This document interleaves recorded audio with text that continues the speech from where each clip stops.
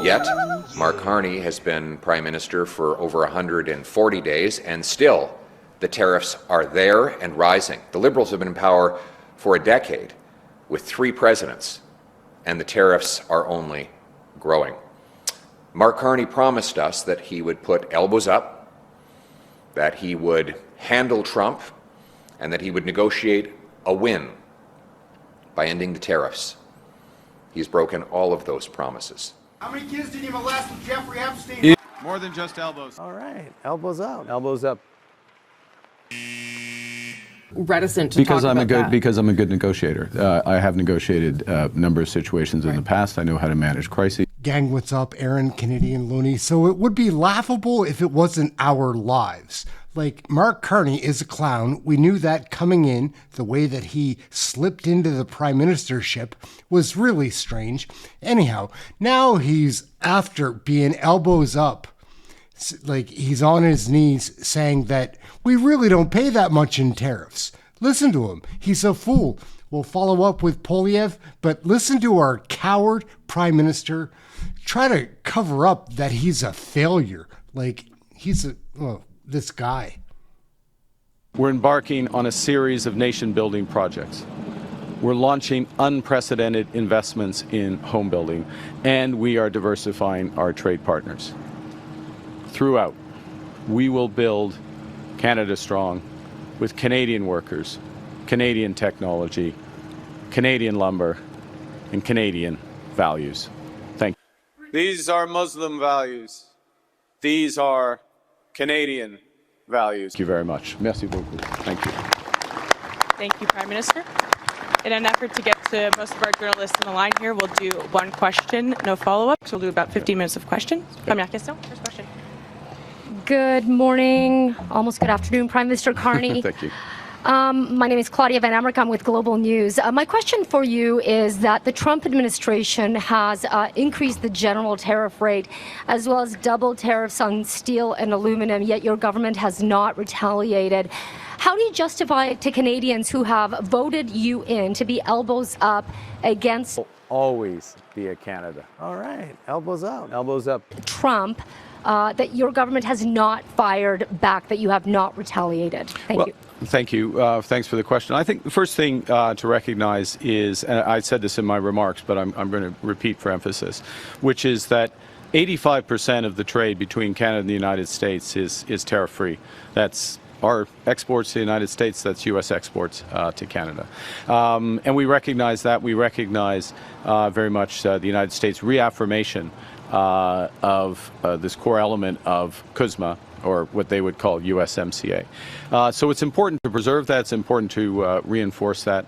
And part of our discussions is about that. We are also very cognizant that in about 9 months from now, the first review of USMCA, CUSMA as we call it, will begin between the 3 parties. So there's a bigger picture there.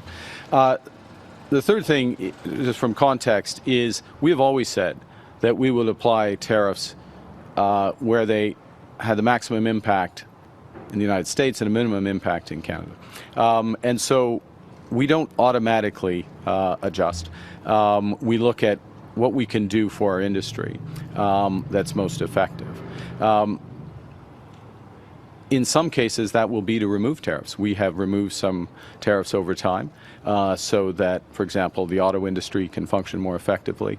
And we'll look at opportunities to do so, because in the end, we're looking at having the best impact in Canada. The last point, if I may, which is what today is very much about, is we're focused on a positive agenda of building forward for our major industries, those most affected. The softwood lumber industry, clearly, steel, aluminum, other industries as well. And that agenda starts at home, being our own best customer. It goes to big investments in improving our competitiveness, upskilling, helping our workers improve their skills, and it's also diversifying trade, and that's where we're focused. Thank you. Merci.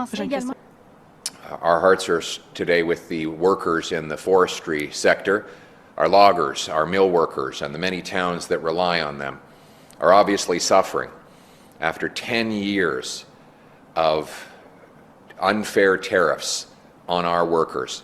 Tariffs that have doubled under Mark Carney, tariffs that have been applied by 3 U.S. presidents over a decade of Liberal diplomatic failures. To be clear, these tariffs are wrong and unjustifiable.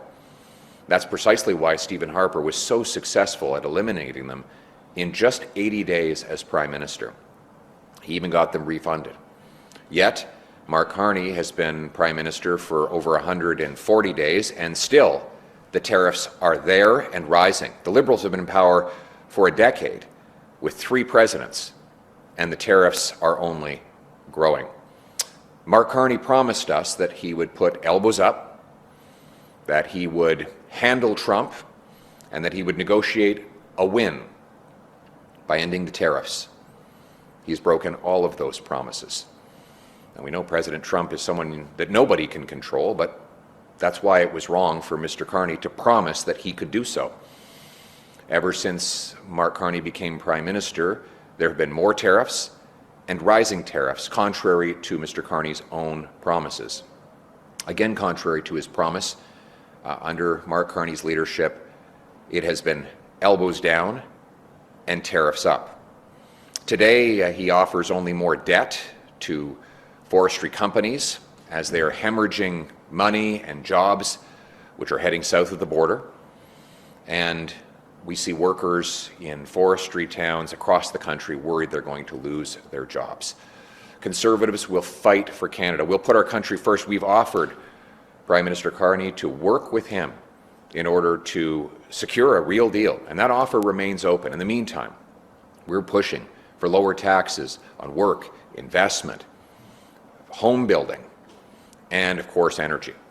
By cutting taxes on home building, we can create more domestic demand for our lumber that will create jobs for our workers and houses for our youth. We propose eliminating red tape to build more and strengthen our extremely weak economy. And we pledge to work with all parties to achieve all of this. Unfortunately, Mr. Carney is not living up to the many bold promises that he made, that he was going to handle Trump, negotiate a win, and put his elbows up. But we will put aside his failures and offer to work with anybody in order to put Canada first.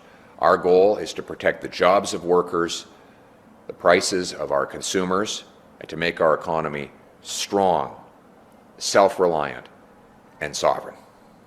Thank you very much. Thank you. Anyhow, gang, we're going to wrap it up right there. Like, Pierre Poilievre gets my respect. He hasn't been whining or crying about the longest ballot, how he got cheated out of that other riding in Carleton. Not complaining, just focusing on the prize, trying to fix things maybe for Canadians. I'm not a Tory. I'm a libertarian. Like, I don't believe in any of this amount of government. It's foolish. Anyhow, Mark Carney is a con man. Like, what a loser that guy is. My name's Aaron. This is Canadian Looney. Like, share, subscribe, get notified. We're trying to hit 30,000 subscribers. We'd appreciate your subscription. Like, we try just to show what we're learning about Canadian federal politics, and we watch a lot. That's it. We'll catch you in the next video. Thank you for watching this one. Aaron Canadian Looney. Like, share, subscribe. The one we call Canadian. Canadians.